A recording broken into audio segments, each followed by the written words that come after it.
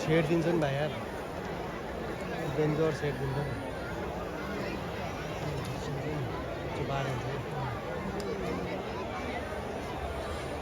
आदरणीय उपस्थित महानुभावहरू हामी पुनः सांगीतिक प्रस्तुतिमा प्रवेश गर्न लागिरहेका छौं। आधे घन्टा